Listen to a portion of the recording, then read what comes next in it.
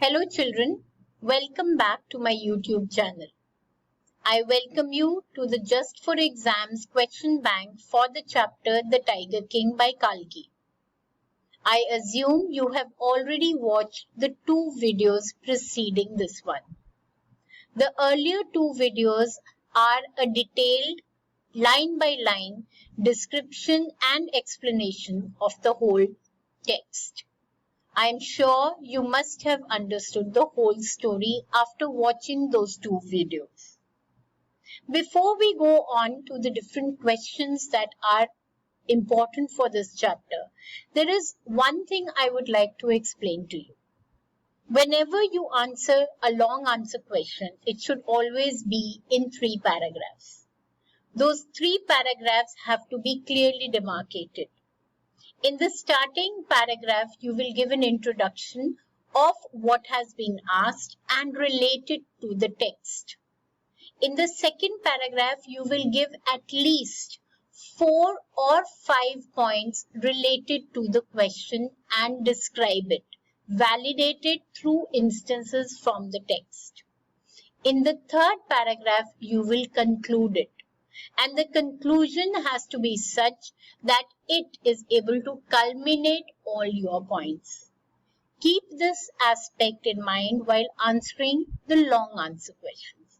When it comes to subject points of these long answer questions, you should be underlining those subject points and make it a habit. Coming to short answer questions have to be for 40 words. And therefore, they have to be very, very specific. At times, the same question can be asked as a long answer question, and the same question can be asked as a short answer question. When such questions arrive, you should know which are the main subject points that have to be pertained in both the questions. In the long answer question, it has to be discussed and elaborated, whereas in the short answer question, it can be just stated.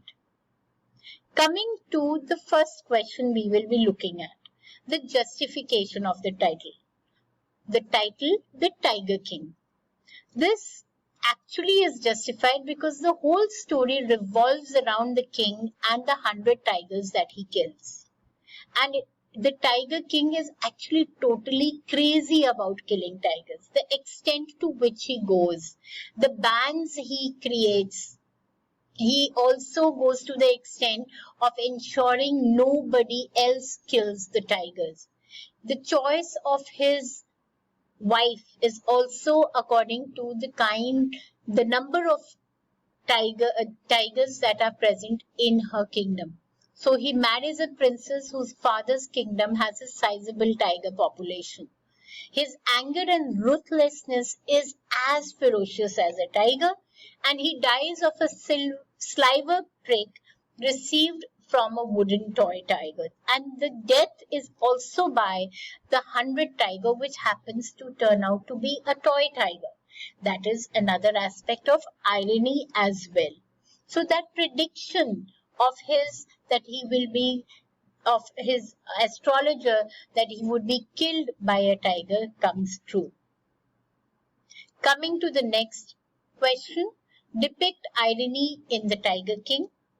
It is replete with irony, it is full of irony, and it reveals the follies of this autocratic and willful king. He is ready to flout all the laws to fulfill his own selfish interests. And the dramatic irony is very sharp when the Tiger King is the only one who is unaware that the bullet had not killed the 100 tiger. The other characters and the readers anticipate his doom as he celebrates his triumph over his destiny. And we realize how misplaced his pride is when he killed the first tiger. He had informed the astrologer, and then the astrologer had said that even if he kills 99 tigers, it is the 100 tiger that he has to beware. So the king wanted to prove the astrologer wrong and save his life. When you talk about this, irony in this aspect, you have to say that his death was at the hand of a toy tiger. That is ironical because this is a king who has killed more than around 99 tigers, even some of them barehanded, and here he could not kill the 100th tiger who was standing in front of him in supplication. So those 99 tigers were actually all in vain because the 100th tiger which he was supposed to kill was not killed. There are other instances that actually the whole purpose of killing tigers was to avert death so that he doesn't have to face death. But actually by doing so, he actually invites death himself. The lofty titles that are used in the beginning are actually ironic because he was actually killed by a very cheap and crudely made wooden toy tiger, which became nature's revenge. He killed 100 tigers in vain and he had to be punished for it. And irony is very sharp when the surgeons announced that the operation was successful and he had been declared king dead. The fourth question is, give instances of satire. Satire is actually a combination of mockery with an intention to bring about change in the society. It is also infused with sarcasm and ridicule, and the purpose is to expose and criticize the follies and the vices in the society. The Tiger King could never imagine that the twist in the fate could ever have been that he would be killed by a toy tiger. Because of his conceit, he was totally unprepared for such surprises that life would flung at him. The grandeur associated with a king's life also proved to be a mockery. The news of the king's ailment invited not only one, but 3 surgeons. And his ailment could easily have been treated by one. The statement that operation was successful, even that the king died, was also a way of satire. The story also satirizes the corrupt influences of power. He also neglected his responsibility as a ruler, the welfare of his subjects, and even his family. He, at his whim and fancy, increased and reduced the taxes and also sacked his officers, satirizing the notions of cowardice and bravery. There's no heroism in fighting an unequal battle. When that last tiger came in supplication in front of him, there was no point of creating such a hue and cry that he's managed to kill the 100 tiger, because that 100 tiger was actually not a equal fight for him. Kalki also criticizes the king's men and subjects who actually submit to his whims without fear, like the shopkeeper who had to manipulate the price of the toy tiger to fool him. So, give instances. This is a fifth question.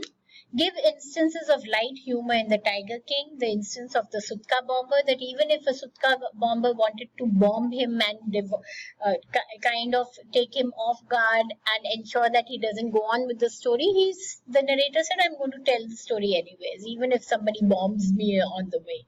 The king's offer of a mouse hunt and a mosquito hunt or a boar hunt in front instead of a tiger hunt was also a hilarious episode. The incoherent blabbering of the Divan and the chief astrologer deliberately speaking in such a manner that they were not audible and not deciphered by the king.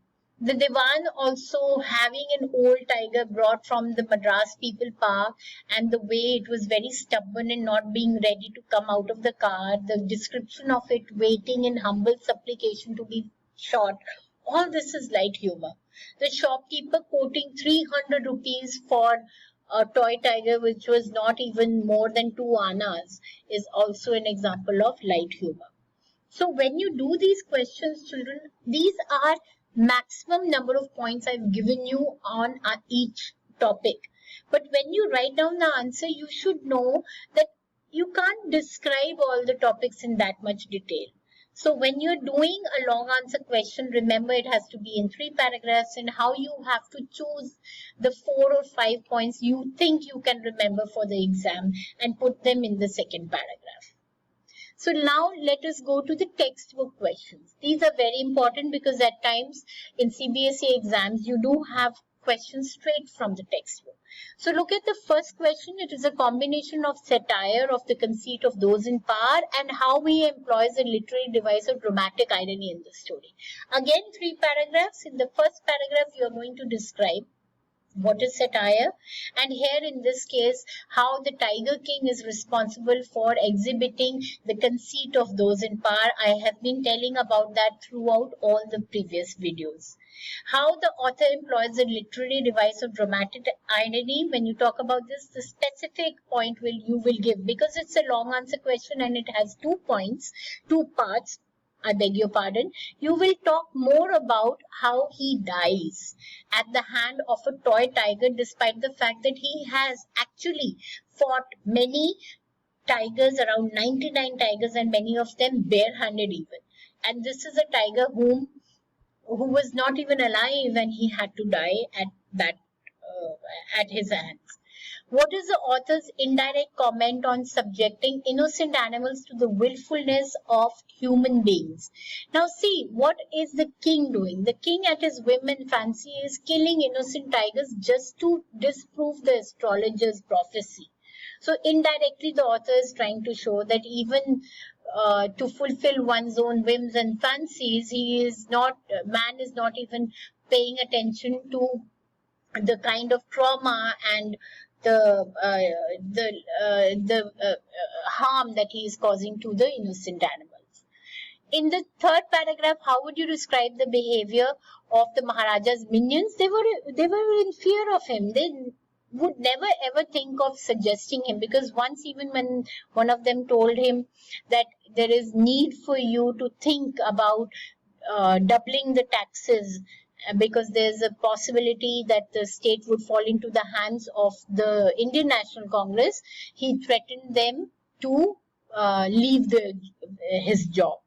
So you find them, actually they're not sincere towards him. They are driven by a fear when they obey him. And we find such a similarity in every political order, irrespective of whichever era we talk about.